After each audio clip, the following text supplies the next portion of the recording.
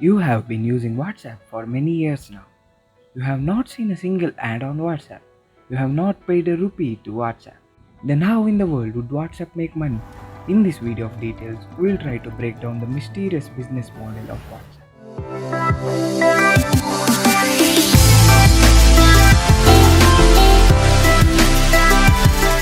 Hello guys, welcome to Details. This is D.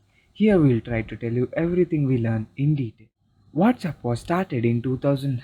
Before starting WhatsApp, its founders Jan Koum and Brian Acton worked in Yahoo for 9 years from 1998 to 2007. They left Yahoo because they were unhappy with its data policy, that is, selling ads to the users. After this, both applied on Facebook but got rejected. Both had a vision of making a product ad free. They found a gap in the Apple App Store when they had just bought an iPhone.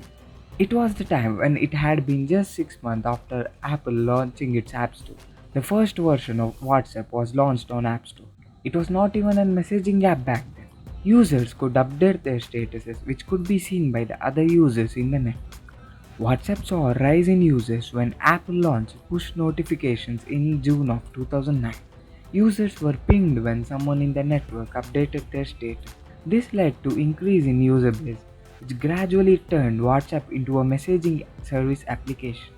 The messaging feature which we use now was added in the WhatsApp version 2.0. This led the user growth to 250k. The Android support for WhatsApp was added later in 2010. By 2011, WhatsApp had become a part of top 20 apps of Apple App Store, and by October 2011, 1 billion messages was being sent per day. Increased user base started turning the attention of investors towards WhatsApp. However, WhatsApp didn't accept them as their goal was to build an ad-free application. If investments were accepted, they might get forced to compromise on the values. They have written about this on a WhatsApp blog named Why We Don't Sell Ads. But the founders accepted $8 million from Sequoia Capital in April 2011 after they were assured that they could keep WhatsApp advertisement free. WhatsApp had 200 million active users by 2013 February.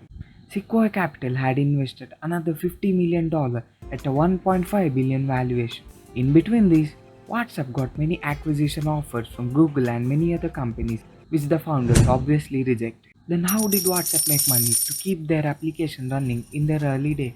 WhatsApp was initially based on a freemium business model.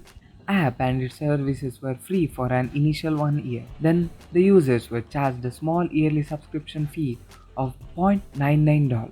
Facebook bought WhatsApp for a whopping $19 billion in 2014. By the time it had 450 million active users worldwide. This is Facebook's largest acquisition to date. This also gave Facebook added supremacy, but the intermediate winner of this acquisition was Sequoia Capital, which made $3 billion on an investment of around $58 million.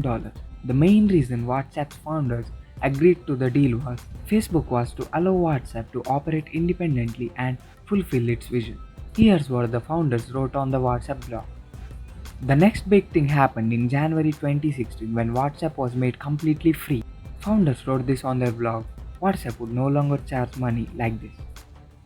But here too, they kept on their motto of not selling advertisements. WhatsApp even implemented end-to-end encryption, which means nobody, literally nobody, not even WhatsApp would be able to read the content of the messages. But what the world expected finally happened in August 2016. WhatsApp's privacy policy update. Now the world came to know why Facebook made WhatsApp free, because of its large database. Now Facebook said it would use some of WhatsApp's users' data. During the acquisition, Facebook had promised WhatsApp's founders that they could operate independently, and Zuckerberg even assured the founders that they would have no pressure to monetize in next 5 years. But Facebook broke the promise. This led to disagreements. Facebook wanted to bring ads to the application, but this was completely opposite to the purpose of the creation of the app. Brand proposed a different model for monetization, which was rejected by Facebook. This led to Brand leaving in September 2017 without even waiting for his shares to vest, losing $850 million in the process. While Jan Koum waited almost a year and left after vesting his shares. By end of 2017, WhatsApp had 1.5 billion active monthly users. Now WhatsApp is available in 180 countries and in 60 languages. Now WhatsApp has around 2 billion monthly active users across the globe, of which 390 million users are from India.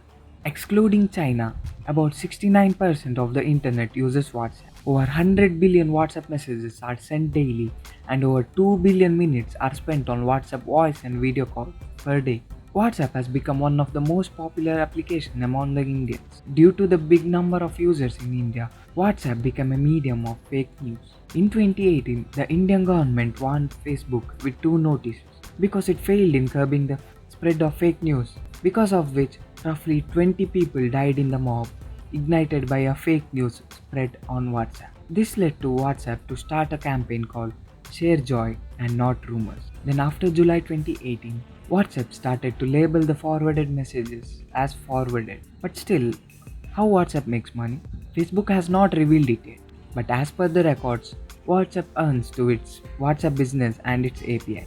Only a month after its launch, Netflix, Uber and 100 other companies started to test this service. In this, WhatsApp makes money by charging the businesses for their slow reply. The businesses needs to reply to their customers within 24 hours. If fail to do so, they are charged per message. This threshold may increase very soon. It also makes money through click to WhatsApp ads which are shown on Facebook, not WhatsApp. Through this, Facebook leverages WhatsApp to increase its revenue.